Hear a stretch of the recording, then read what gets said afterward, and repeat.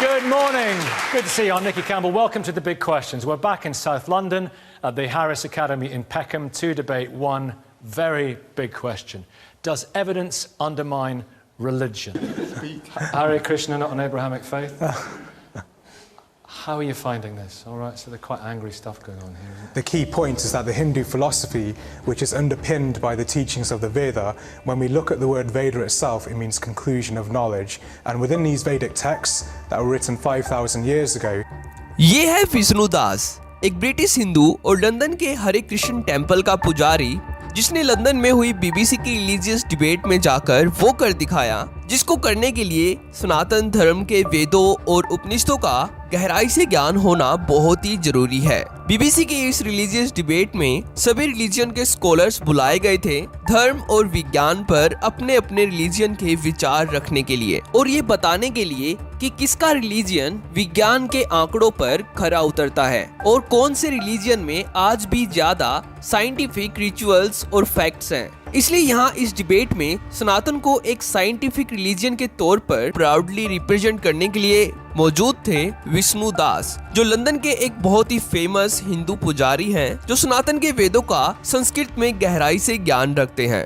और इस डिबेट में लंदन के ऐसे साइंटिस्ट भी मौजूद थे जो मानते थे कि रिलीजन और साइंस दूर दूर तक कोई संबंध नहीं रखते हैं और इसलिए इस डिबेट का टाइटल रखा गया डज एविडेंस अंडरमाइन रिलीजन, यानी कि क्या विज्ञान के प्रमाण धर्म और मजहबों को कमजोर बनाते हैं। लेकिन दोस्तों, बीबीसी के द्वारा की गई इस रिलीजियस डिबेट में जब क्रिश्चियंस और मुस्लिम्स के साथ साथ सभी मजहबों के स्कॉलर्स ये मानने के लिए तैयार बैठे थे कि हाँ, सच में साइंस और रिलीजन का दूर दूर तक कोई संबंध नहीं है, तो तभी विष्णु दास को बोलने का मौका दिया गया और इन्होंने बीबीसी की इस धार्मिक सभा में वेदों और साइंस के बीच ऐसी समानताओं की बहुत ही सुंदर तरीके से व्याख्या की जिनके बारे में शायद ही आज से पहले कभी आपने सुना होगा कि सनातन के वेदों में ऐसी साइंटिफिक थ्योरीज भी एग्जिस्ट करती है और साथ में ही सनातन धर्म को एक साइंटिफिक और यूनिवर्सल रिलीजन के रूप में गर्व से रिप्रेजेंट किया।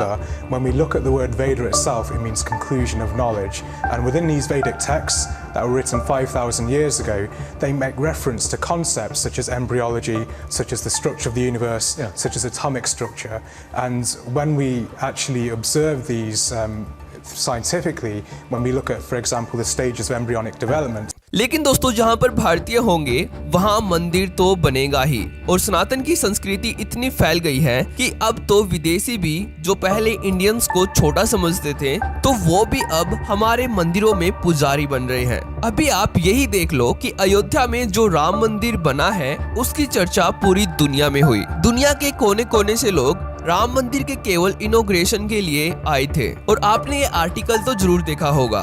तो इस आर्टिकल के अकॉर्डिंग अयोध्या में राम मंदिर की प्रेडिक्शन 2017 में ही एक एस्ट्रोलॉजर ने कर दी थी, which is 2 years before supreme court के फैसले से कि 2024 के जनवरी में राम मंदिर बन जाएगा। मतलब कि सुपर शॉकिंग कि किसी को 2 साल पहले ही पता था कि कब क्या होगा। अगर हमें भी अगर सोचो अपनी लाइफ के बारे में पहले से ही पता चल जाए तो कैसा होगा। अब मुझे रिसेंटली इस ऐप के बारे में पता चला जिसका नाम है एस्ट्रोटॉक। यहाँ तुम किसी भी एस्ट्रोलॉजर से बात कर सकते हो, अपनी कोई भी प्रॉब्लम बता सकते हो या फिर किसी भी डाउट का सलूशन पा सकते हो। अब देख लो, डाउट सबको होते हैं। कोई 30-30, 40-40 इंटरव्यूज देकर घर में निराश होकर बैठ जाता है, जॉब ही नहीं लगती, किसी का सालों से इंक्रीमेंट नहीं होता और ये भी छोड़ो, जब कोई रिलेशनशिप में आता है या फिर होता है तो वो बस यही सोचता है कि ये रिलेशनशिप लॉन्ग टर्म तक चलेगा या फिर नहीं। और जो सिंगल है वो बस ये सोचते हैं कि कब उनकी लाइफ सेटल हो पाएगी और कब वे अच्छे रिलेशनशिप में आएंगे। तो ये सब प्रश्न आप एस्ट्रोटॉक पर आसानी से पूछ सकते हो।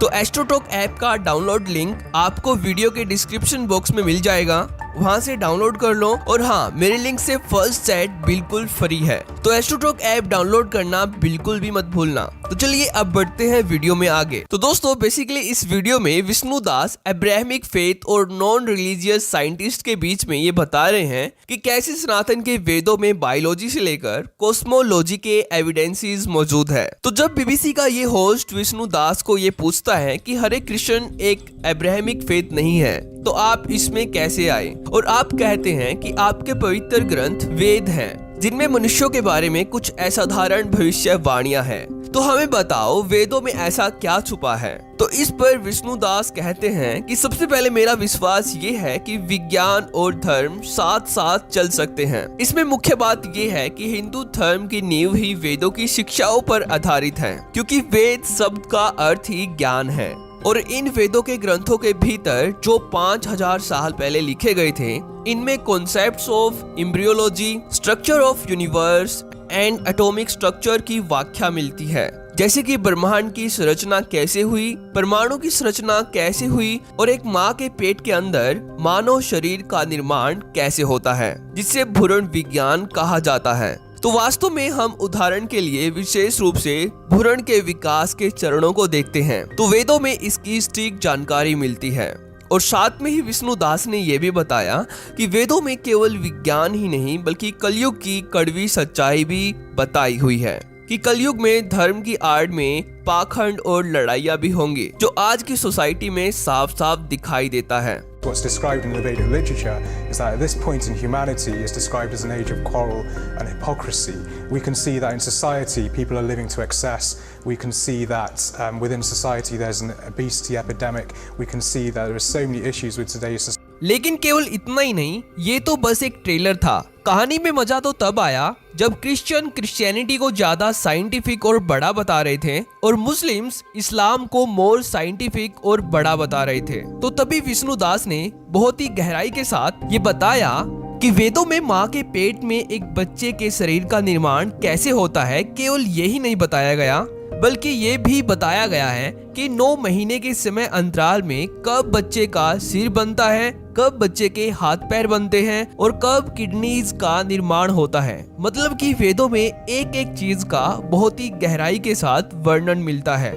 लेकिन दोस्तों प्रश्न ये भी है कि विष्णु दास अपने मजहब को छोड़ के सनातन धर्म में कैसे आए। तो दोस्तों विष्णु दास ने इस्कॉन के माध्यम से यानी कि international society for Krishna consciousness के माध्यम से सनातन धर्म अपनाया हुआ है, और ये अपने वेदों के ज्ञान से बहुत सारे विदेशियों को सनातन धर्म में लीन कर चुके हैं, और पिछले कई सालों से ये पूरी दुनिया में सनातन का प्रचार करते फिर रहे हैं। तो हमारा दिल से सल्यूट है विष्णु दास को। ऐसे ही विष्णु दास ने बीबीसी की इस डिबेट में बैठे सभी मजहबों के स्कॉलर्स को ब्रह्म ज्ञान देकर सनातन को गर्व से रिप्रेजेंट किया। तो अगर आपको ये वीडियो इंपॉर्टेंट लगे तो इसको अपने रिलेटिव्स के साथ जरूर शेयर कर देना, और अगर आपको ये वीडियो पसंद आई तो इस वीडियो को लाइक करके इस चैनल को सब्सक्राइब भी कर लेना। तो थैंक्स फॉर वॉचिंग।